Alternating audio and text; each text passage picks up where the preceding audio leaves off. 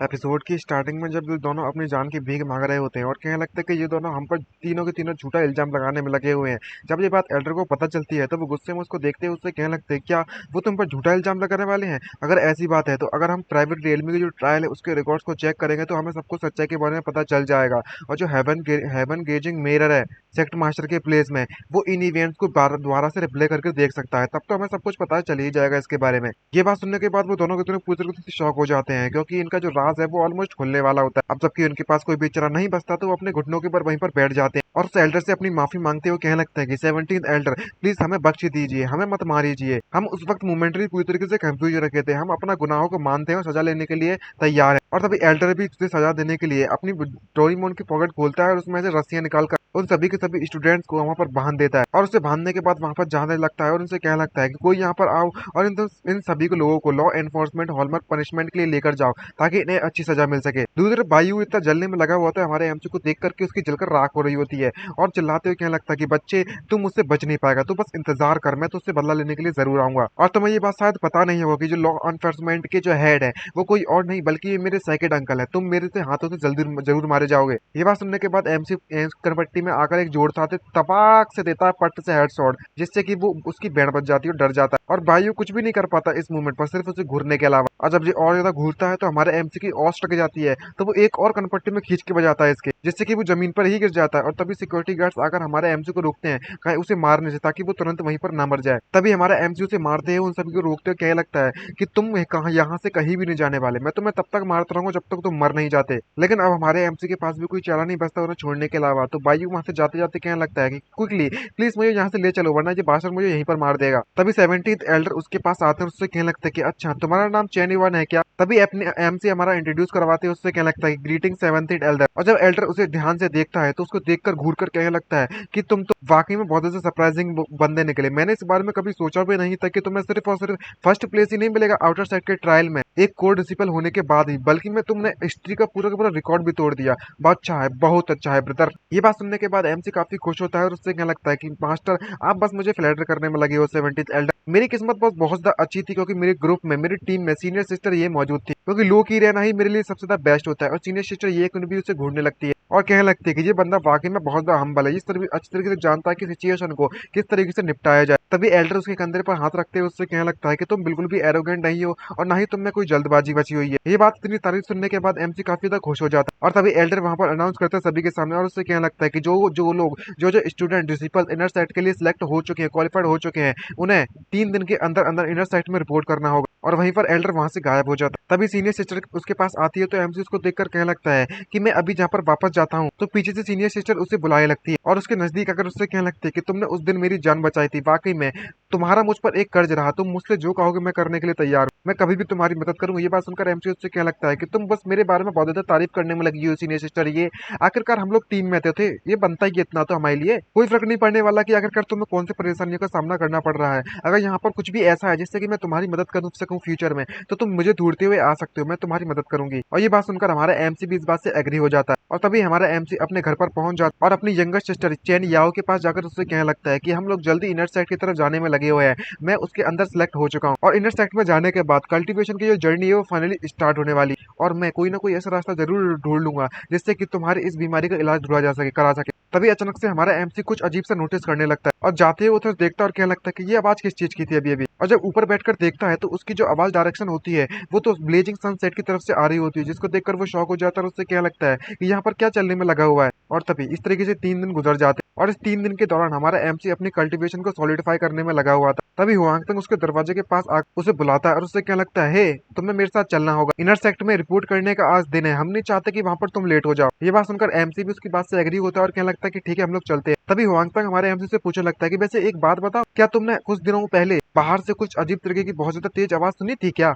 ये बात सुनकर एमसी उससे पूछने लगता है कि क्या हुआ था उस वक्त। तो हुआंगतंग उसे एक्सप्लेन करते हुए उसे बताने लगता है कि तुमने ब्लेजिंग सनसेट के बारे में तो पता ही होगा, कुछ दिन पहले वहां पर अजीब अजीब तरीके की बहुत ज्यादा जोर जोर से आवाजें आने में लगी हुई थी, जो कि काफी तब भयानक भी थी। और जब सभी लोगों ने इस बारे में इन्वेस्टिगेट किया अच्छी तरीके से, तो हमें बहुत ज्यादा शॉकिंग सरप्राइजिंग चीज पता चली कि उस ब्लेजिंग सनसेट की जितनी भी कॉप्सेस हैं, जितनी भी कॉप्स कल्टीवेटर्स हैं, उन्हें डिस्कवर किया गया और वे सभी के सभी लोग हल्ला बोल रहे हैं, यानी कि अटैक करने वाले हैं और काफी तक गुस्से में आ चुके हैं सभी के सभी कॉप्स कल्टीवेटर। ये बात सुनकर एमसी काफी सरप्राइज था और उस कॉप्स कल्टीवेटर के बारे में सोचे लगता है, जो कि उस ब्लेजिंग सनसेट की लीडर होती है। और कहने लगता है क्या ऐसा पॉसिबल हो सकता है कि जिसके जो बोला करती थी कॉप्स कल्टीवेटर ब्लेजिंग सनसेट की सेट की मास्टर, क्या उसने सभी कुछ इकट्ठा कर अटैक करने के बारे में सोच रही है कि ये बात सुनकर हुआंगतंग उससे कहने लगता है कि हमारा जो चाओजियान सेक्ट है वो ब्लेजिंग सनसेट के बिल्कुल नेक्स्ट में है। अगर कॉप्स कल्टीवेटर वाकई में हल्ला बोल देते, रिवॉर्ट कर देते या फिर एक साथ मिलकर अटैक कर देते हैं, तो हमारा जो सिचुएशन, हमारा जो सेक्ट है वो सबसे ज्यादा डेंजरस सिचुएशन में है इस वक्त। इसलिए हमारा जो सेक्ट है वो काफी समय से सॉल्यूशन ढूंढने में लगा हुआ है, किस तरीके से निपटा जाए सिचुएशन से। तभी कुछ देर बाद का सीन दिखाया जाता है जहां पर हमारा एमसी अपना टोकन लेने के लिए चला गया है और वो एल्डर से चेन युआन को उसका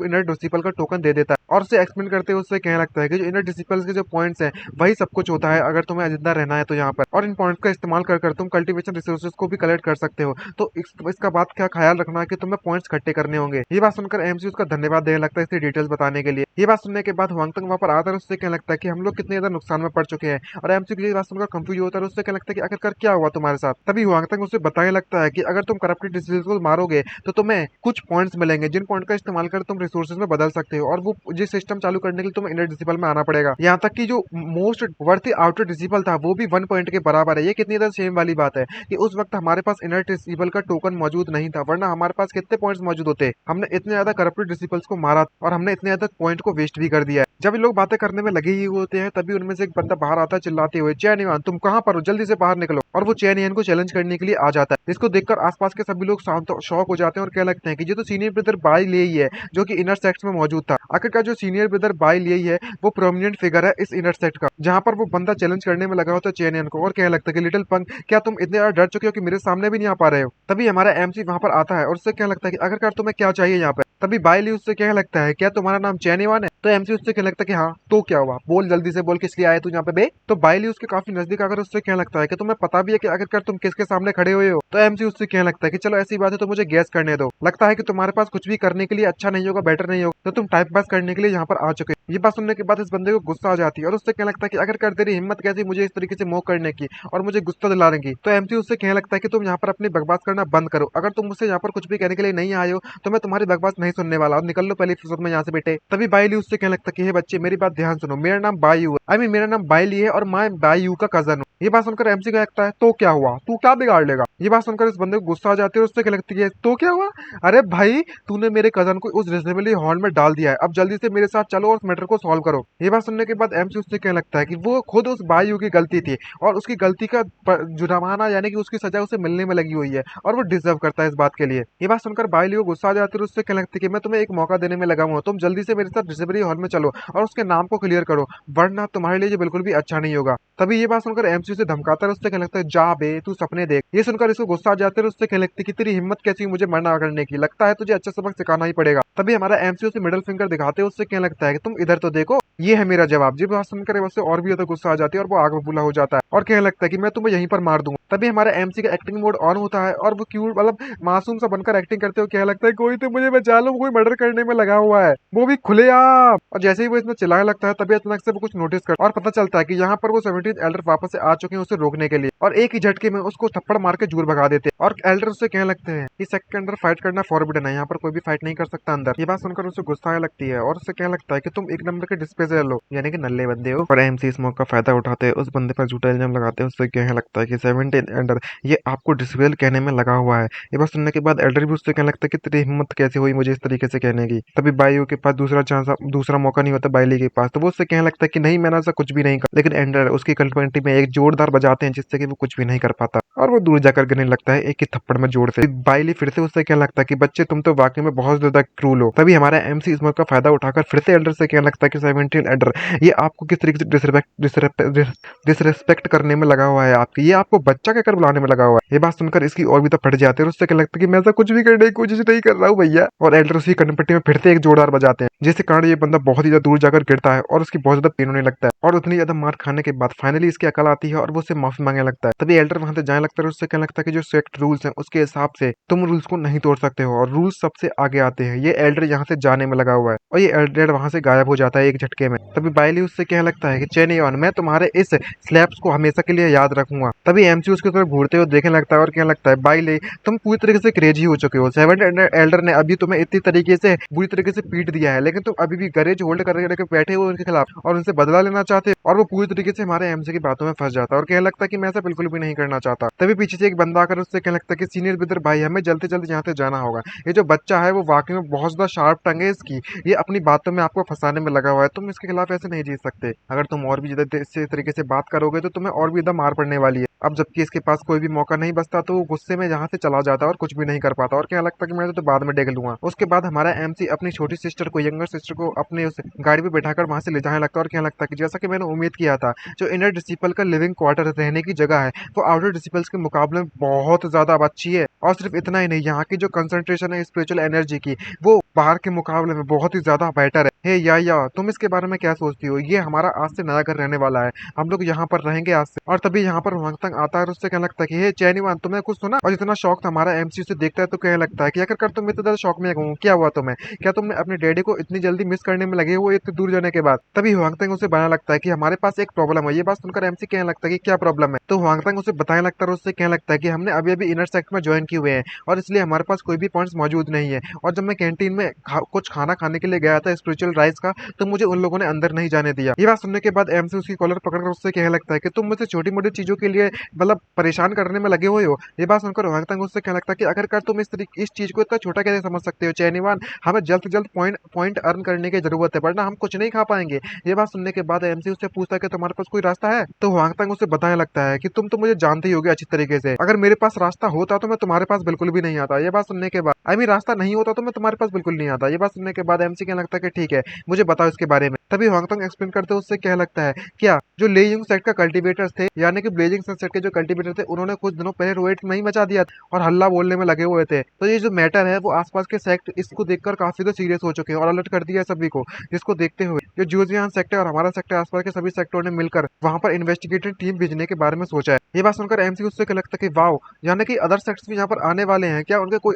अल्टीरियर मोटिव्स है क्या उसके अलावा भी? ये बात सुनकर वो उससे वांगतंग उसे बताने लगता है कि जी तुमने बिल्कुल सही कहा है, उनके पास कुछ अल्टीरियर मोटिव्स है। इन्हें कहा जाता है वे सरफेस पे सिर्फ और सिर्फ इन्वेस्टिगेट करने में लगे हुए हैं, लेकिन सीक्रेट कुछ और ही बात है। एक्चुअली में देखा जाए तो वो उस ब्लेजिंग सेट के जो ट्रेजर है उसको ढूंढने में लगे हुए हैं, क्योंकि उनका खजाना काफी ज्यादा है। अब जबकि तो ब्लेजिंग सेट है वो ऑलरेडी डिस्ट्रॉय हो चुका है, तो सीधी सी बात है कि उनका जो खजाना है वो ओनरलेस है और कोई भी उसको ओन नहीं करता। क्या हमारा वहां पर जाना ठीक रहेगा? तभी हमसे उससे क्या लगता है, क्यों, ये जगह ज्यादा डेंजरस है क्या? और ऐसा है नहीं कि हम लोग वहां पर पहले नहीं गए हैं, क्या तुम वाकई में डरने से इतने ज्यादा डरने में लगी हुई हो मरने से? तभी वांगतंग उसके पास आकर उससे क्या लगता है कि तुम्हें चिंता करने की जरूरत नहीं, मेरे पास एक और रास्ता है और मैं इस ऑपरेशन की गारंटी तुम्हें देता हूँ। हम लोग इजीली से और सुरक्षित तरीके से और बिना किसी ज्यादा मेहनत के अंदर जाएंगे और खजाने को लेकर लौट आएंगे। तभी एमसी क्या लगता है, मुझे ऐसा क्यों उम्मीद से महसूस होने में लगा हुआ है कि तुम्हारे माउथ से जो बात आने में लगी है बिल्कुल भरोसे लायक नहीं है। तभी वहां तक उससे कहने लगता है कि मैंने यहाँ पर, तुम्हें पता नहीं इसके बारे में कितने सालों से मैं एंशिएंट टॉम्स को एंटर करने में लगा हुआ हूँ, तो एक्चुअली में मैंने एक रास्ता ढूंढ लिया और मैंने एक और टॉम ढूंढ लिया है, क्योंकि जो ब्लेजिंग सन सेट की जो एंशिएंट टॉम है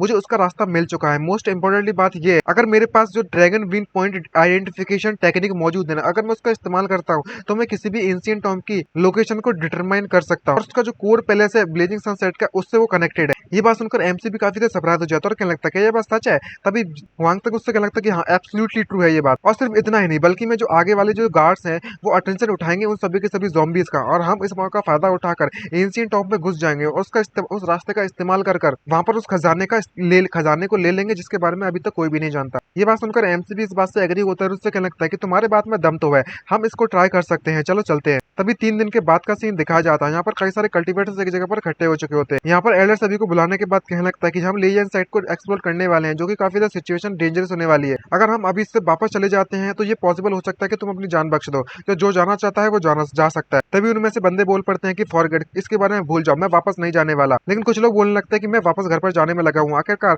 कुछ पॉइंट्स के लिए हम अपनी जिंदगी तौर पर क्यों लगाएं। तभी एल्डर उससे कहने लगता है कि चेन तुम अभी अभी तो इनर साइट में प्रमोट हुए हो न्यू डिसिपल्स के तौर पर, क्या तुम पार्टिसिपेट करना चाहते हो? ये बात सुनकर एमसी उससे कहने लगता है कि एल्डर आपको चिंता करने की जरूरत नहीं है, मैं इस बात को लेकर श्योर हूँ कि मैं पार्टिसिपेट कर पाऊंगा। तभी उनमें से पीछे से एक नमूना आकर उसकी बुराई करते हैं। उससे कहने लगता है कि तुम अपने आप को ज्यादा ओवर एस्टिमेट करने में लगे हुए हो, तुम्हें तो पता भी नहीं चलेगा कि आखिरकार तुम किस तरीके से मरे गए। तभी एमसी कहने लगता है कि तुम एक नंबर के बेवकूफ हो, तुम्हें सबसे पहले अपना खुद का ख्याल रखना चाहिए। तुम पथेटिक स्किल्स के साथ तुम्हें लगता है कि तुम वापस जिंदा भी लौट पाओगे। ये बात सुनकर इस बच्चे को गुस्सा आ जाती है और उससे कहने लगता है कि तुम लिटिल पंक कहीं के, आखिरकार तुम्हारी हिम्मत कैसी हुई इतना ज्यादा एरोगेंट होने की, और तुम मुझ पर स्कोल्ड करने में लगे हुए, तेरी हिम्मत कैसी, तेरी जात का पैदा मारूं। तभी एमसी उससे कहने लगता है कि आखिरकार मैं तुम्हें स्कोल्ड करने में लगा हूं, उसमें क्या परेशानी हो गई बेवकूफ है के। और तभी ये एमसी पर अटैक करने के लिए कूद पड़ता है और उससे कहने लगता है कि तुम मेरे हाथों से मरना चाहते हो। तभी हमारा एमसी इस मौके का फायदा उठाकर उससे कहने लगता है कि एल्डर, ये बंदा मुझ पर अटैक करने लगा है, प्लीज मेरी मदद कीजिए। तभी एल्डर वापस से उसकी कनपट्टी में एक जोर से खींच के बजाता है और उससे क्या लगता है कि सेट के अंदर फाइट करना मना है, और उस बंदे को जोर से पड़ जाती है और वो दूर जाकर गिरता है। और एमसी कहने लगता है कि भाई देखो इन बेवकूफों को। तभी एमसी होंगतंग से पूछने लगता है कि आखिरकार हमें वहां पर कौन सा ट्रेजर मिलने वाला है।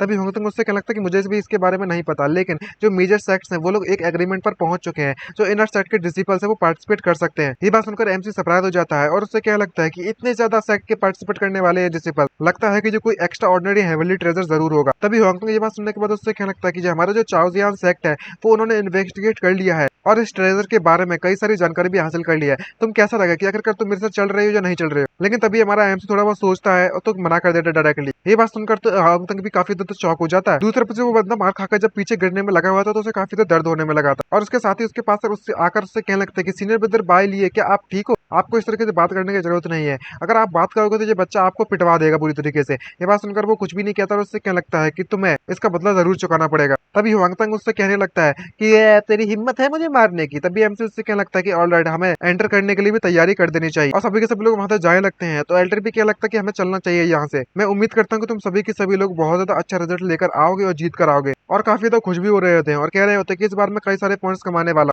और जब एल्डर उन्हें जाते हुए देखता है तो वो शाय करते हुए कहने लगता है कि ये जो वर्ल्ड वाकई में बहुत ज्यादा हार्ड है, हर जगह सिर्फ परेशानी है। और किस तरीके से हमारा एमसी जब उनके साथ जाने के लिए एग्री होता है, होंगतंग उससे कहने लगता है कि चैन हुआ है, ये जो बाय लिए ये वो हमें फॉलो करने में लगा हुआ है काफी समय से। तभी एमसी कहने लगता है कि हमें इससे पीछे छुड़ाना होगा। ये बात सुनने के बाद होंगतंग उससे कहने लगता है कि हम इससे कैसे पीछे छुड़ाएं। तभी एमसी उससे कहने लगता है कि तुम्हें अभी भी याद है कि हम लोग पहले इससे पहले आए थे मेडिकल फील्ड में, तो हम लोग टेलीपोर्टेशन का इस्तेमाल करके वहां से निकल लिए थे, हम लोग वहां पर एंटर करेंगे और इनसे पीछे छुड़ा लेंगे अपना। ये बात सुनने के बाद वो भी एग्री हो जाता है और कहने लगता है कि तुम्हारा आइडिया तो वाकई में बहुत ज्यादा अच्छा है, कल्टीवेटर्स वाकई में ऑलरेडी यहाँ से जा चुके हैं और यहाँ पर कोई भी खतरा नहीं बचा हमारे लिए। तभी हमारा एमसी और होंगतंग वहां से फुल रफ्तार में भागना चालू कर देते हैं, और जब बाइली उसको देखता है तो उसका साथी उससे कहने लगता है कि सीनियर मित्र भाई ये लोग भागने में लगे हुए हैं। तभी बाइले कहने लगता है कि ये मुझसे भागने में बिल्कुल भी कामयाब नहीं रहेंगे, चलो हम भी इनका भागकर पीछा करते हैं, क्या ही डरने की बात। और फुल स्पीड में वह सभी के सभी लोग हमारे एमसी और होंगतंग का पीछा करने लगते हैं। तभी एमसी उससे क्या लगता है कि हाँ मुझे याद आया, हमने यहाँ पर किसी भी दूसरे सेट के मेंबर्स को यहाँ पर नहीं देखा है, क्या चलने में लगा हुआ है। तभी होंगतंग उससे क्या लगता है कि जो अदर सेट होंगे वो ऑलरेडी एंटर कर चुके हैं डिफरेंट रास्ते से, हम लोग उनसे एक ना एक बार तो जरूर टकरा जाएंगे। और फाइनली वो एंट्री गेट पर पहुंच जाते और बिना कुछ सोचे समझे वो अंदर घुस जाते हैं। पीछे से वो बंदा कहने लगता है कि सीनियर ब्रदर भाई वे दोनों के दोनों इस हॉल के अंदर जाने में लगे हुए हैं। तभी भाई उससे कहने लगता है कि कितने ज्यादा शानदार लोग हैं भाई, कितने बेवकूफ है, तुम जल्दी से जाओ और इन सभी को चारों तरफ से घेर। और हमारा एमसी और वो होंगतंग वहां पर अंदर घुस जाते और तुरंत टेलीपोर्टेशन एरे का इस्तेमाल कर वहां से गायब हो जाते। और जैसे वो वहां से गायब होते हैं तभी दूसरी तरफ वो लोग आ जाते हैं उसे ढूंढते ढूंढते, लेकिन अंदर आने के बाद ना ही उन्हें एमसी मिलता है ना ही उन्हें होंगतंग मिलता है। इसको देखकर वो शॉक हो जाते हैं और कहने लगता है कि कहाँ गए ये लोग, जल्दी जाओ और उनको ढूंढ कर लेकर आओ। तभी थोड़ी देर बाद का सीन दिखाया जाता है जहाँ पर ढूंढते ढूंढते वो परेशान हो जाते हैं और कहने लगते हैं कि सीनियर ब्रदर भाई हम उनको और ज्यादा नहीं ढूंढ सकते, ना ही वो दूसरा वाला बंदा होता है उसे मिलते हैं। जिसको देखकर ये भाई काफी ज्यादा शॉक हो जाता है और उससे क्या लगता है शॉक होते हुए चिल्लाते हुए कि आखिरकार ये कैसे पॉसिबल हो सकता है, वो इस तरीके से सिर्फ हवा में ही गायब नहीं हो सकते,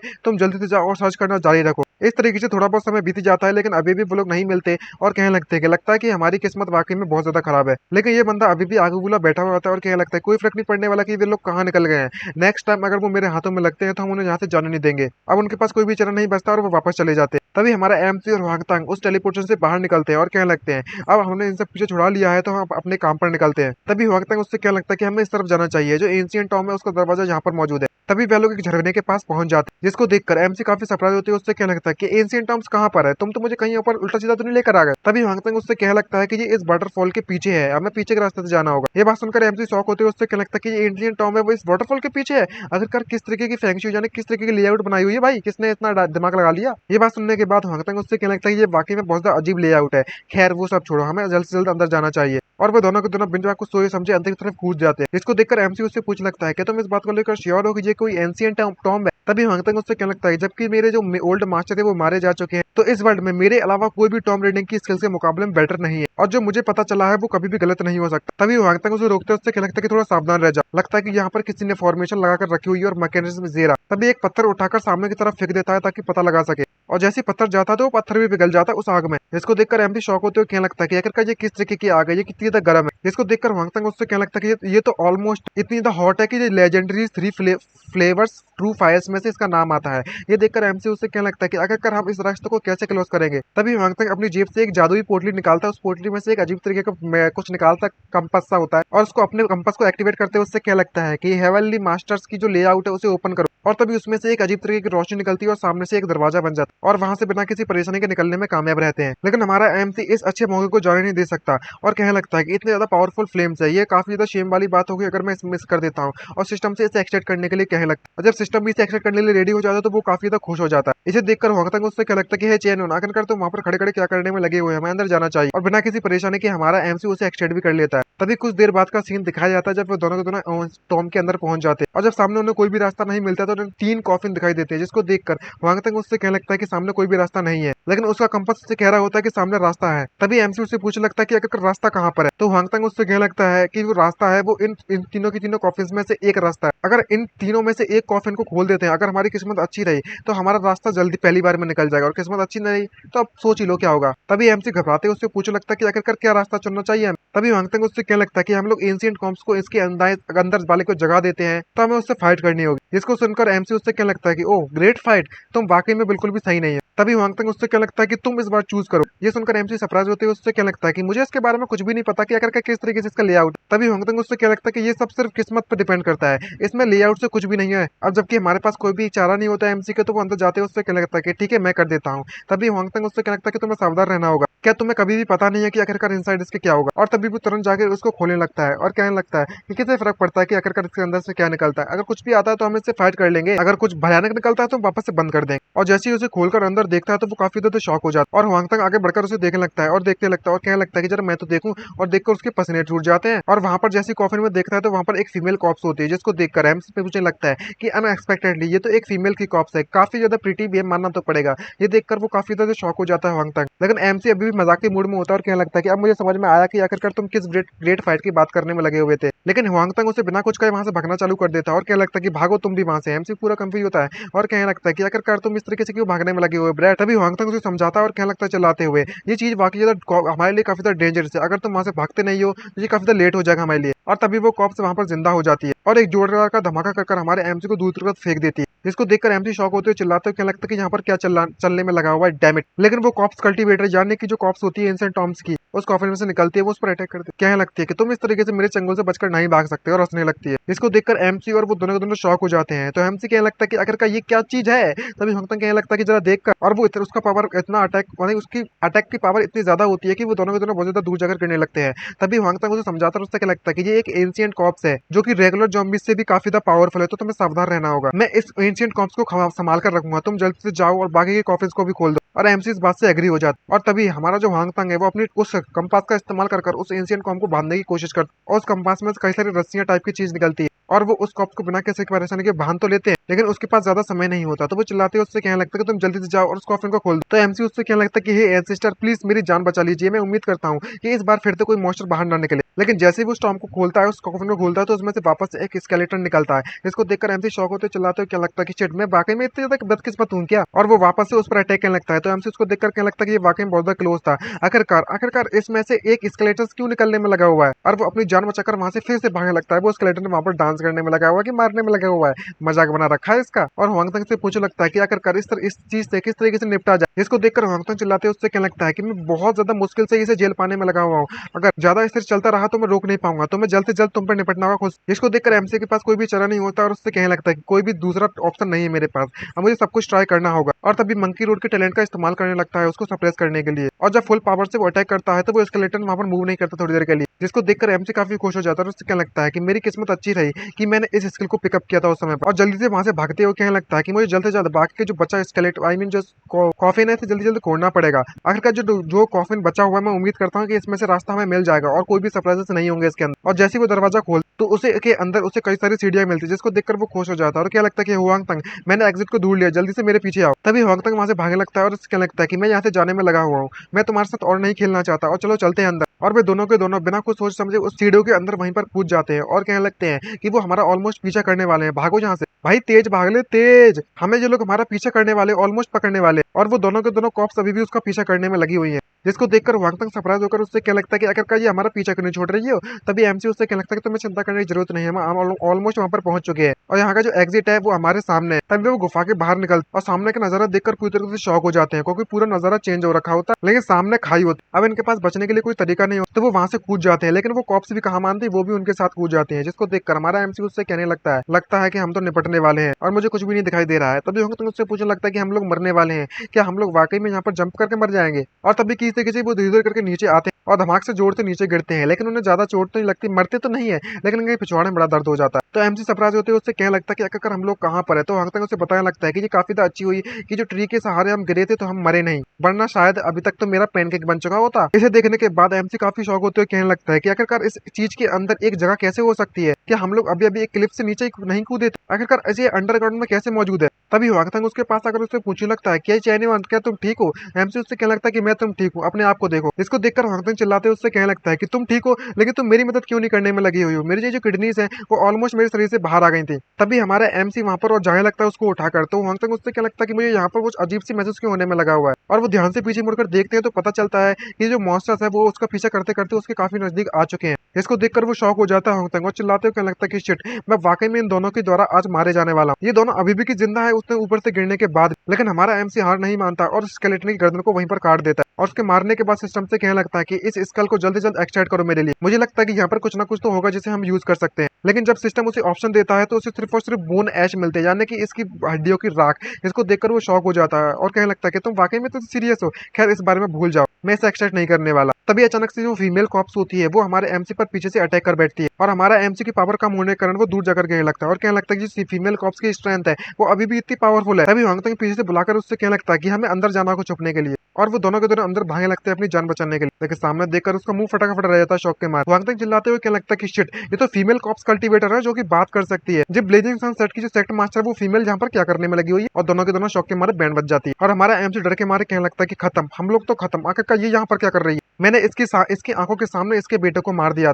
लगता है कि जब मुझसे बदला लेने के लिए आई है और ये मुझे जिंदा बिल्कुल भी नहीं छोड़ने वाली। और भाई साहब इसकी फटके चौसठ हो जाती है। तभी वो फीमेल कॉप्स एक डब्बा उठाती है और उस डब्बे को बस घूरने में लगी हुई है जोर जोर से, और फिर उस डब्बे को छोड़ने के बाद वो हमारे एमसी की तरफ बढ़ने लगती है। इसको देखने के बाद हमारा जो हुआंगतंग है वो घबरा जाता है और क्या लगता है कि हे सिस्टर, हम लोग लगता है गलत जगह पर आ चुके हैं, हम लोग जहाँ से जा रहे हैं आपको चिंता करने की जरूरत नहीं है और ना ही तुम्हें आपको हमें बाहर भेजने की जरूरत है, हम लोग खुद यहाँ से चले जाएंगे। और जैसे ही हमारा एमसी वहां से भागने की कोशिश करने लगता है तो वो फीमेल कॉप्स प्रेशर छोड़ने लगती है, जिसको देखकर हमारा एमसी शॉक हो जाता है। जहाँ पर वो फीमेल कॉप्स होती है वो अपने ऑरा को रिलीज करती है और जहाँ पर जो फीमेल कॉप्स यानी कि जो कॉफिन में से निकली थी ना उस पर अटैक कर देती है वो फीमेल कल्टीवेटर, जिससे कि उस कॉफिन वाले की फीमेल कॉप्स की बैंड बच जाती है। जिसको देखकर हुआंगतंग शॉक होते हुए कहने लगता है कितनी ज्यादा ब्रूटल है यार, ये तो सिर्फ एक अटैक में इसने अपनी ही फीमेल कॉप्स कल्टीवेटर की बैंड बजा दी है। जिसको देखकर एमसी भी शॉक हो जाता है और उससे कहने लगता है कि हे हुआंगतंग, आखिरकार तुम्हें तेरा रिडिकुलस होने की बिल्कुल भी जरूरत नहीं है, ये एक एंशिएंट टाइम पे तुमने मुझसे कहा था, सही कहा ना, तो आखिरकार तुम्हें कैसे पता चला इसके शॉर्टकट के बारे में, लेकिन तुम किस शॉर्टकट के बारे में बात करने में लगी हुई हो। मुझे लगता है कि इनसाइड आने के बाद हम और भी डेंजर में फंस चुके हैं।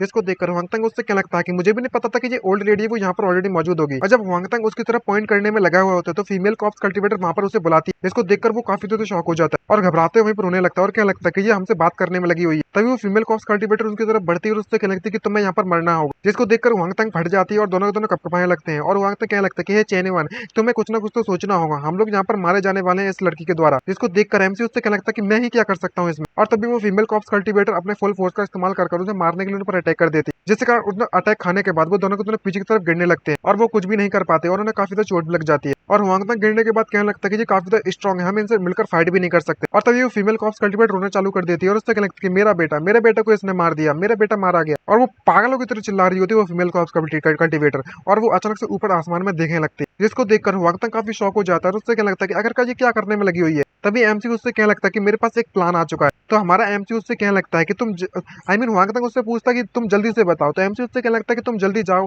और इस फीमेल कॉप्स कल्टीवेटर को अपनी मदर बुलाओ। ये बात सुनने के बाद वांग तंग सरप्राइज हो जाता है और सरप्राइज होते हुए उससे कहने लगता है कि मदर, आखिरकार तुम्हारे कहने का मतलब क्या है। तो एमसी उससे कहने लगता है कि जो मैं तुमसे कह रहा हूँ तुम वही करो, तुम उसे मदर कहकर बुलाओ। जिसको देखकर वांग तंग उससे कहने लगता है कि अगर मैं इसे मदर कहकर बुलाता हूँ तुम मेरे साथ मजाक कर रहे हो क्या। तभी एमसी चिल्लाते हुए कहने लगता है कि मैं मजाक नहीं करने में लगा हूँ, तुम्हें जल्दी करना होगा। तभी फीमेल कॉप्स कल्टीवेटर उसकी तरफ बढ़ते हुए उससे कहने लगती है कि तुम सभी के सभी लोगों को यहाँ पर डिस्ट्रॉय हो जाना चाहिए फुल फोर्स में। तभी हमारा एमसी उससे कहने लगता है कि तुम्हें जल्दी जल्दी करना होगा, जल्दी से बुलाओ वरना हमारा जो चांस है तुम उसे मिस कर दो। और वो फीमेल कॉप्स कल्टीवेटर उस पर अटैक कर पड़ती है फुल फोर्स में। अब वांग तंग के पास कोई भी चारा नहीं बचता, तो वो अपने घुटनों के ऊपर बैठकर मदर मदर चिल्लाने लगता और उस फीमेल कॉप्स कल्टीवेटर का उसका हाथ उसकी गर्दन पर लगभग पहुंच गया होता है, लेकिन मदर सुनते ही वो फीमेल कॉप्स कल्टीवेटर वहीं पर रुक जाती है और अटैक नहीं करती। जिसको देखने के बाद वांग तंग भी सरप्राइज होते हुए उससे कहने लगता है क्या ये अचानक से रुक क्यों गई। तभी एमसी उसे बताने लगता है कि अच्छा हुआ, अगर तुम इसे मदर कहते रहोगे तो शायद वो शांत रहेगी। तभी वांग तंग उससे मदर मदर कहने लगता है, जिसको देखकर फीमेल कॉप्स कल्टीवेटर उससे कहने लगती है मेरे बिट्टे।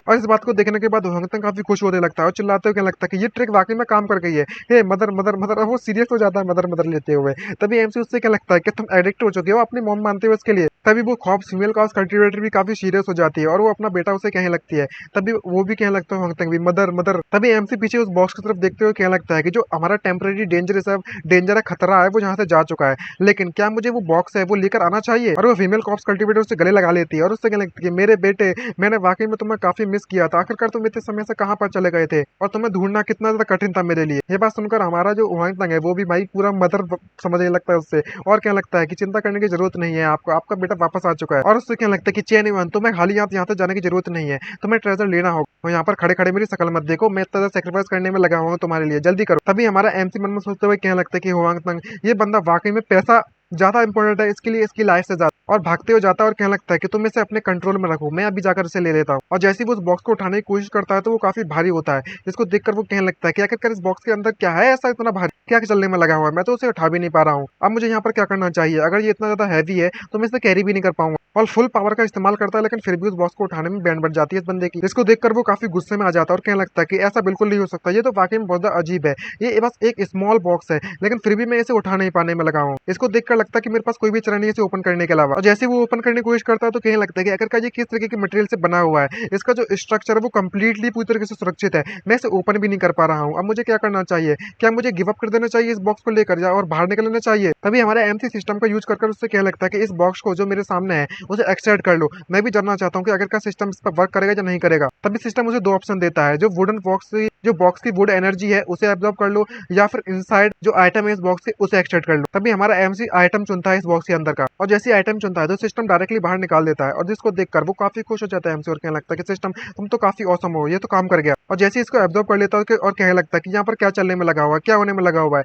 क्या ये इसलिए है क्योंकि मैंने उसके अंदर बॉक्स के अंदर के आइटम को एक्सट्रैक्ट कर लिया है, ये जो टॉम है पूरी तरीके से कोलैप्स होने वाली है। जिसको देखने के बाद उस फीमेल कॉप्स कल्टीवेटर को काफी गुस्सा आ जाती है और तभी हुआंग तंग चिल्लाते हुए कहने लगता है कि हे चेन वन, तुमने कहीं पर किस तरीके का मैकेनिज्म तो ट्रिक नहीं कर दिया है। और जैसे ही वो फीमेल कॉप्स कल्टीवेटर उस पर अटैक करने लगती है तो हमारा एमसी आई मीन हुआंग तंग है वो उसे मरने से लिए उसे रोकने के लिए कोशिश करने लगता है और कहने लगता है कि मदर आपको शांत हो जाना चाहिए। जिसको देखने के बाद उसकी मदर चिल्लाते उससे कहने लगती है कि तुम यहाँ पर क्या कर दिया। यहाँ पर फीमेल कॉप्स कल्टीवेटर उससे कहने लगती है मेरे बेटे तुम्हें यहाँ से जाना चाहिए। तभी हुआंग तंग उससे कहने लगता है कि ऑलराइट मदर प्लीज आपको शांत हो जाना चाहिए। तभी फीमेल कॉप्स कल्टीवेटर अपने बेटे यानी कि हुआंग तंग को पकड़कर घसीटकर वहां से ले जाती है और उससे कहने लगती है इस बॉक्स के अंदर क्या हुआ है, कुछ भी नहीं है इसके बॉक्स के अंदर। तो तभी हुआंग तंग भी चिल्लाने लगता है डर के मारे और कहने लगता है कि ये जो जगह है पूरी तरीके से कोलैप्स होने वाली है, हमें यहाँ से बाहर निकलना होगा मदर, ये कोलैप्स होने वाली है, चलो निकल लेते हैं यहाँ से। तभी उसकी जो मदर होती है यानी cops cultivator female cops cultivator वो उसके हाथ को पकड़कर घसीटकर वहां से ले जा रही थी और इससे कहने लगती है कि हमें यहाँ से बाहर निकलना होगा जल्द से जल्द। तभी हमारा हुआंग तंग उससे कहने लगता है कि हे मदर हमें इसको भी यहाँ से ले जाना होगा, ये मेरा फादर जो है। ये बात सुनने के बाद वो भी काफी ज्यादा शॉक हो जाता है हमारा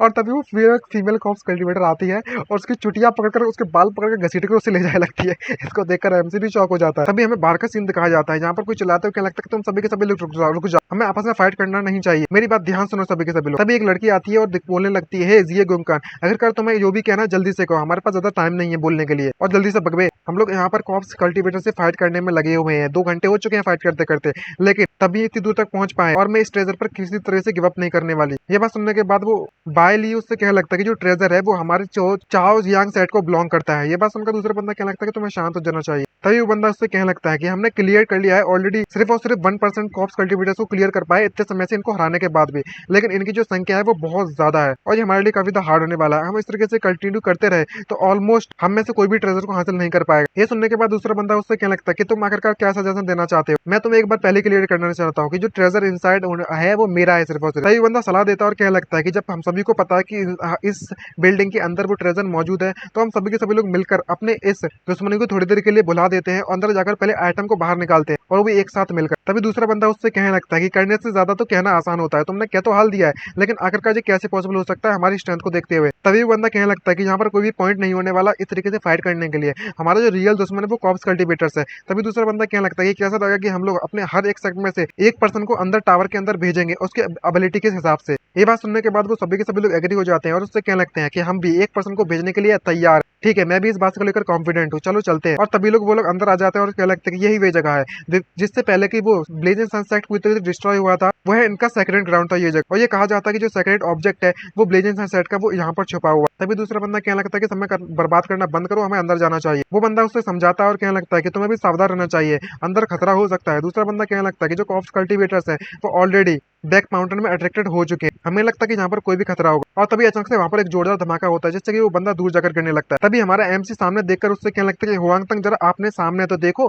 उस कॉप्स कल्टीवेटर ने उन दोनों को अपने सामने पकड़ ले जाने में लगी हुई होती है। तभी हुआंगतंग उससे क्या लगता है कि हम फाइनली बाहर निकलने में कामयाब रहे हैं और उस बंदे को काफी देर चोट लग जाती है और उससे कहने लगता है कि आखिर यहाँ पर क्या चलने में लगा हुआ है ये सब। और सभी के सभी लोग पूरी तरीके से शॉक हो चुके थे और किसी को भी समझ नहीं आ रहा होता कि क्या चलने में लगा हुआ है। और बंदा कहने लगता है कि वो दोनों के दोनों क्लियरली ह्यूमन है, मैंने बिल्कुल सही कहा ना। तभी लड़की उससे कहने लगती है कि इसको देखकर लगता है कि वो अभी भी जिंदा है और ऐसा देखकर लगता है कि उसे कॉप्स कल्टीवेटर के द्वारा कैप्चर कर लिया जा चुका है। तभी बाइली उसको देखकर काफी शॉक हो जाता है और उससे क्या लगता है कि चेन वन वांगतंग आखिरकार 2 मर्डरस ब्रेट यहाँ पर क्या करने में लगे हुए हैं। तभी बंदा उससे कहने लगता है कि यंगस्टर आखिरकार तुम दोनों के दोनों क्या करने में लगे हुए हो, यहाँ पर क्या चलने में लगा हुआ है। तभी एमसी उससे कहने लगता है कि आखिरकार हम इसका आंसर कैसे दें। तभी एमसी उससे कहने लगता है वांगतंग उससे पूछता है कि अब हम क्या करें, क्या आंसर दें इनका। एमसी उसे बताता है कि तुम्हें बस बेवकूफ बनने की एक्टिंग करने लगती है और इस बारे में पता भी मत चलने देना कि तुम इस कॉप्स कल्टीवेटर को अपनी मदर कहकर बुलाती हो, तो बेवकूफ बनने की एक्टिंग करना। तभी बंदा आगे बढ़ता है उससे कहने लगता है कि तुम अभी भी बात कर सकते हो ना, इसका मतलब ये हुआ कि तुम अभी भी जिंदा और अभी तक पूरी तरीके से इन्फेक्टेड नहीं हुए हो। तभी वांगतंग वहां पर खड़ा हो जाता है और कहने लगता है कि यो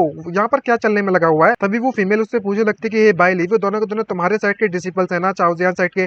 तुम सही, मैंने सही कहा ना। ये बात सुनकर वो उससे कहने लगता है कि वो दोनों के दोनों डिसिपल्स है चाओजियान साइड के, सही कहा। तभी दूसरा बंदा पूछता है उससे कि आखिरकार हमें क्या करना चाहिए, हमें उनकी जान बचानी चाहिए। तभी बाइली उससे कहने लगता है कोई जरूरत नहीं है, वो दोनों के दोनों प्रोबेबली शायद ऑलरेडी इन्फेक्टेड हो चुके हैं कॉप्स पॉइजन से, बस बात इतनी है कि अभी तक पूरी तरह से ज़ॉम्बी नहीं बने ये लोग। ये बात सुनने के बाद वो वांगतंग चिल्लाते हुए कहने लगता है कि ये नॉनसेंस करना बंद करो, हम अभी तक इन्फेक्टेड नहीं हुए इस कॉप्स पॉइजन को लेकर। तभी जो बाइली होता है वो अपने साथियों से कहने लगता है कि जो चाओजियान सेक्ट है वो हमारे अपने ब्रदर की बात सुनेगा और हमारे वर्ल्ड पीस के लिए हम दोनों के दोनों यहीं पर मार देंगे ना। ये बात सुनने के बाद वांगतंग गुस्सा आ जाती है और चिल्लाते उससे कहने लगता है कि बाइली तुम गद्दार कहीं के, तुम्हारी हिम्मत कैसी अपना पर्सनल रिवेंज निकालने की, तुम बास्टर्ड कहीं के। ये बात सुनने के बाद वो बंदा आगे बढ़ते उससे कहने लगता है कि अगर ऐसी बात है तो चलो करते हैं, और वो सभी के सभी लोग मिलकर उस पर अटैक करने लगते हैं उसे मारने के लिए। इसको देखकर वांगतंग काफी शॉक हो जाता है उससे क्या लगता है कि तुम सभी के सभी लोग मिलकर मुझ पर अटैक करने वाले हो, तुम वाकई में मरना चाहते हो मेरे हाथों से। तो वांगतंग उससे पूछने लगता है कि चेनवन हम सभी को मार देना चाहिए क्या इनको। तभी एमसी उससे कहने लगता है कि तुम मारने की इन्हें जरूरत नहीं है, तुम न्यू ईयर के सेलिब्रेशन के लिए इन्हें रख सकते हो अपने पास। तभी वो अपनी मदर को ऑर्डर देता है और उससे कहने लगता है कि जाओ और उसे मार दो। तभी वो फीमेल कॉप्स कल्टीवेटर उन पर अटैक करने के लिए कूद पड़ती है। इसको देखकर वो बंदा कहने लगता है कि लिटिल कॉप्स कल्टीवेटर तुम भी मरो, लेकिन शायद ऐसे इसकी पावर का अंदाजा भी नहीं होता है। और वो कॉप्स कल्टीवेटर उसके मुंह पर अपना चेहरा रखती है, उसके चेहरे पर अपना हाथ रखती है और वहीं पे ब्लास्ट कर देती है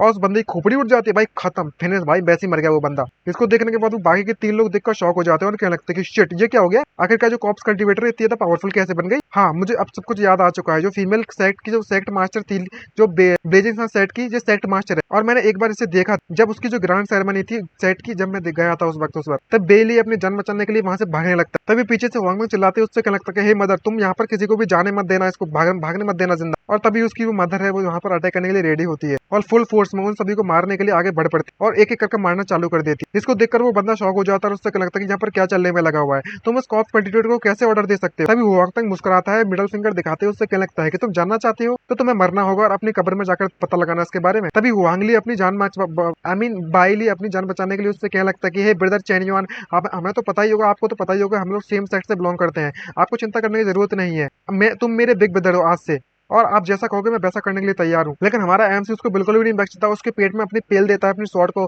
जिसको देखकर वो काफी देर तक शॉक हो जाता। तभी वो बंदा जो सलाह देने में लगा हुआ था वो कहने लगता है कि हमें जान बख्श दो, हम कसम खाते हैं कि हम इस मैटर के बारे में कभी भी किसी को भी कुछ नहीं बताने वाले। ये देखकर वो थोड़ा बहुत सोचते और उससे कहने लगता है, वहां तक उससे पूछ लगता है चैन वन तुम इसके बारे में क्या सोचते हो। तभी एमसी उससे कहने लगता है कि तो हेवनली डाउ की कसम खा, तुम कभी भी हमें गद्दारी नहीं करोगे, धोखा नहीं दोगे और हमेशा हमें फॉलो करोगे। अगर तुम इसे इसकी ओथ को या फिर इस कसम को तोड़ देते हो तो हेवनली भाव यानी कि जो हेवन से वो बिजली तुम्हारे ऊपर गिराएगी 5 बार और तुम मारे जाओगे। ये बात सुनने के बाद वो लौंडिया पूरी तरीके से सरप्राइज हो जाती है, उससे क्या लगता है ये इम्पॉसिबल है हमारे लिए। तभी हमारा एमसी उस गर्दन पर उसकी स्वॉर्ड रख देता है और जिसको देखकर वो डर जाती है और उससे क्या लगता है कि जरा 1 मिनट रुको, और कहने लगता है कि मैं इस बात की कसम खाने के लिए तैयार हूँ कि मैं कभी भी इस मैटर के बारे में किसी को भी नहीं बताऊंगा, लेकिन कंट्रोल करने वाली बात को तो थोड़ा सोच लो यार। तभी एमसी उससे क्या लगता है कि मुझे किसी बारे कोई भी भरोसा नहीं है, अगर तुम ऐसा नहीं करोगी तो तुम्हें मरना होगा मेरे हाथों से। तभी दूसरा वाला बंदा तुरंत कसम खाने लगता है और उसे कहने लगता है कि मैं गुआंग कुन ये कसम खाता हूँ हेवनली डाओ की, हम दोनों के मैं तुम दोनों को हमेशा के लिए फॉलो करूंगा और मैं कभी भी इस ओथ को ब्रेक करता हूँ तोड़ता हूँ तो हेवनली डॉग मुझे हमेशा हमेशा के लिए 5 बार बिजली गिराकर मार देगी। ये बात सुनने के बाद वो लड़की भी थोड़ा बहुत सोचने लगती है। तभी दूसरा वाला बंदा होता है वो क्या लगता है कि जुओ शीमई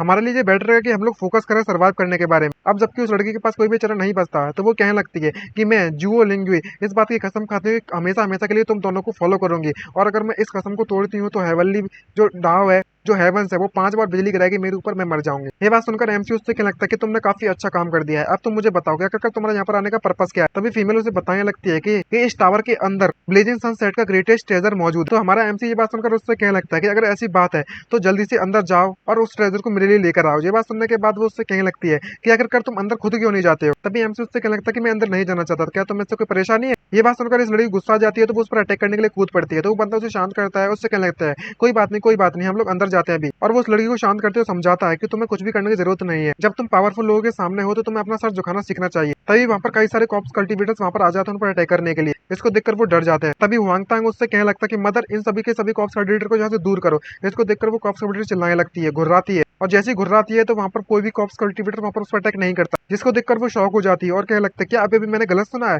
इसने फीमेल कॉप्स कल्टिवेटर ने अभी अभी यहाँ पर बात की है। दूसरा बंदा कहने लगता है कि ये अभी अभी मैंने भी यही सुना है कि ये बात कर सकती है, कैसे पॉसिबल हो सकता है कि फीमेल कॉप्स कल्टिवेटर बात कर सके। तभी हमारा एमसी उससे कहने लगता है कि तुम जल्दी जल्दी अंदर जाओ और जो भी आइटम है वो बाहर लेकर आओ, हम लोग जल्दी निकल रहे हैं यहाँ से। और वो सारे के सारे आइटम्स को बाहर लेकर आ जाते हैं, उसमें से एक स्वॉर्ड तलिस्मान और एक पिल का कुछ होता है शायद बॉक्स वगैरह। तभी हुआंग तांग उसको देखकर कहने लगता है कि ये सारा का सारा तो ब्लेजिंग सनसेट का ग्रेटेस्ट ट्रेजर है और वो इतने ज्यादा ग्रेट भी नहीं है लेकिन देखकर तो ऐसा लगता है। तभी एमसी देखकर उससे क्या लगता है ये स्वॉर्ड है जो हैवरनाइट स्वॉर्ड और जो बोटल से काफी ज्यादा रिटर्निंग यांग पिल की रेयर पिल्स की बोतल है। और ये तालिस्मान के बारे में बात करें तो यूनिक टेलीपोर्टेशन तालिस्मान है और तुम कहने में लगे हो जो ग्रेट नहीं है, तुमने लगता है कभी भी बड़े ध्यान से नहीं देखा। अब हमें यहाँ से चलना चाहिए, हमें बाहर निकलना चाहिए, ये प्लेस काफी ज्यादा डेंजरस है, शायद ऐसा हो सकता है कि काफी तक और भी तक कॉप्स कल्टिवेटर्स यहाँ पर छुपकर बैठे हुए हैं और अंधेरे में अटैक कर दे हम पर। तो तभी हमें बाहर का सीन दिखाया जाता है जहाँ पर एल्डर्स इंतजार करने में लगे हुए थे और कह रहे होते कि मैं भी जानना चाहता हूँ कि अंदर क्या चलने में लगा हुआ है। तभी 70 एल्डर कहने लगते हैं कि इस बार जो जो तियानजिंग सेक्ट है उन्हें अपने स्ट्रॉन्गेस्ट इस बार हमारा जो तियानजिंग सेक्ट है वो इस बार अच्छी तरीके से हार्वेस्ट करने वाला है। ये बात सुनकर दूसरा एल्डर उससे कहने लगता है कि मैं इस बात से बिल्कुल भी एग्री नहीं हूँ, डिसएग्री हूँ। अगर कर क्या हुआ, मेरा जो चाइयन सेक्ट है भले ही जो फैन वेईयान है वो बहुत ज्यादा यंग है लेकिन इसकी जो ब्रूट स्ट्रेंथ है इसका कोई भी मुकाबला नहीं कर सकता। तभी एल्डर 17 कहने लगता है ओह सच में क्या। तभी दूसरे सेट का एल्डर उससे कहने लगता है कि जो मेरे बायो सेट का डिसिपल जुओ लिंगयू है वो सबसे ज्यादा मोस्ट आउटस्टैंडिंग फीमेल डिसिपल है हमारे सेट के रिसेंट ईयर में देखा जाए उसके मुकाबले में। तो मुझे इस बात पर पूरा भरोसा नहीं है कि वो कुछ भी नहीं कर पाएगी। और इसी बात पर तीनों के तीनों चारों के चारों बहस करने लगते हैं वहां पर। तभी वो कहने लगता है टकलू मास्टर 17 एल्डर चाओजान सेट के आखिरकार तुम कुछ भी क्यों नहीं कह रहे हो। तभी वो कहने लगता है कि तुम तीनों के तीनों सब फॉक्सेस हो, चालाक बंदे हो, क्या तुमने नहीं कहा था कि जो डिसिपल्स हैं वो अपनी इच्छा से जाएंगे इस बार, आखिरकार तुमने सबसे ज्यादा स्ट्रॉन्गेस्ट इनर डिसिपल्स को क्यों भेजा। ये बात सुनने के बाद वहाँ पर कोई भी कुछ भी नहीं कह पाता और कहने लगता है कि डिटेल्स इंपॉर्टेंट नहीं है हमारे लिए। तभी एल्डर उससे कहने लगता है 17 भले ही मेरा जो चाओजान सेक्ट है उन्होंने डिसिपल्स भेजे हैं अपनी इच्छा से वो डिसिपल्स गए लेकिन यहाँ पर कुछ ऐसे भी हैं जो कि पावरफुल है फाइटर से, कुछ बाइली जैसे। और जो लेयंग सेक्ट है उसके क्लोजेस्ट है वो मेरे चेजन सेक्ट के मुकाबले में। और हमारा चेजन सेक्ट है वो सबसे ज्यादा ग्रेटेस्ट हार्वेस्ट होने वाला उनके लिए। ये सुनने के बाद तीनों में आग लग जाती है और कहने लगता है 70 एल्डर तुम हमारे साथ मजाक कर रहे हो, सही कहा ना, तुम इस तरीके से अपने आप को कंफर्ट करना बंद कर दो। शायद प्रोबेबली तुम्हारे जो साथी हैं यानी कि स्टूडेंट्स हैं वो तो यहाँ पर खाली हाथ लौट के आने वाले हैं। ये बात सुनकर वो कहने लगता है तुम रुको, बस इंतजार करो। उसके बाद वहां पर सभी के सभी डिसिपल्स बाहर आने लगते हैं और कहने लगते हैं कि जब देखो देखो हमारी लिंगी भी वापस आ चुकी है और हमारा जिया कुंगियन भी वापस आ चुका है इस बार। तो अगर तुम बताओ अगर तुम्हें क्या हार्वेस्ट में मिला है? तभी वो टकलू कहने लगता है कि अगर मेरा जो फैन वेन है वो कहाँ पर है, अगर जो चायन सेट के डिसिपल्स है फैन वेन है कहाँ पर है? तभी दूसरा बंदा उससे कहने लगता है कि हम एल्डर को रिपोर्ट करना चाहेंगे, जो सीनियर ब्रदर फैन है उसे कॉप्स कल्टीवेटर के द्वारा मार दिया गया था। मुझे देख करने के बाद काफी शॉक हो जाता है। तभी एल्डर भी उससे पूछने लगता है कि आखिरकार जो बेली है वो कहाँ पर गया है, मुझे बेली क्यों नहीं दिख रहा है? तभी वांगतंग उससे कहने लगता है कि एल्डर 17 जो बेली सीनियर ब्रदर है उससे मार दिया जा चुका है हुजू के द्वारा, कॉप्स कल्टीवेटर के द्वारा। ये बात सुनकर वो काफी शॉक हो जाता है और कहने लगता है क्या यहाँ तक कि जो बेली है वो भी मारा जा चुका है? लेकिन हमारी काफी किस्मत अच्छी रहेगी, जो चारजियांग सेक्ट के लोग हैं ओवरऑल लॉसेस हमारे काफी ज्यादा कम है दूसरों के मुकाबले में। चेनियान सेक्ट तुम्हारा चेनीवान और बाकी जितने भी लोग थे वो सभी लोग जिंदा है, तुम दोनों के दोनों। ये हमारे लिए काफी ज्यादा अच्छी बात है कि तुम्हें ट्रेजर भी नहीं मिला। तभी जो फीमेल होती है उसका सेक्टर मास्टर उसका एल्डर उसे बुलाकर उससे कहने लगता है कि लिंग तुमने काफी ज्यादा अच्छा काम किया है, लेकिन वो पुत्र से उदास होती है। सभी अभी अपनी ही दुनिया में मगन होते हैं। तभी दूसरा वाला एल्डर ऐसे कहने लगता है कि गुंगियान दिस एल्डर तुम पर वाकई में बहुत ज्यादा गर्व दिखाता है, हम सब मेरी तरफ से तुम्हारे लिए। और वो एल्डर उससे डायरेक्टली उससे बोलने लगता है कि लिंगी तुम्हारे पास जो ट्रेजर छुपाने की जरूरत नहीं है, तुम जल्दी से बाहर आकर मुझे दे दो। लेकिन वो कुछ भी नहीं कर पाती और पूरी तरीके से कंफ्यूज होती है, अब तक क्या करूं? ये बात सुनने के बाद वो उससे कहने लगता है कि तुम्हें चिंता करने की जरूरत नहीं। तभी जो फीमेल उससे कहने लगती है कि ये बात नहीं है। तभी पीछे से एल्डर आकर उससे कहने लगता है कि एल्डर बेजुआंग लगता है कि तुम्हारा जो बेजुआंग का डिसिपल है उसे कोई भी ट्रेजर नहीं मिला है। और तभी वो अपने डिसिपल से पूछने लगता है और कहने लगता है कि यहाँ पर सिर्फ एक ही पॉसिबिलिटी है, इसका मतलब जो ट्रेजर है वो सीधे सीधे जिये गुंगियान के द्वारा ले लिया गया होगा। अब तुम जल्दी से मुझे दे दो, मुझे तुम पर काफी तो प्राउड है मानना पड़ेगा। लेकिन वो कहने लगता है कि नहीं ये मैं भी नहीं हूँ। तभी एल्डर उससे कहने लगता है कि तुम्हें ब्लेम हम्बल होने की जरूरत नहीं है, तुम जल्दी से ट्रेजर बाहर निकालो और हमें देखने दो, हम कोई भी तुमसे जलन नहीं कर मचाएगा।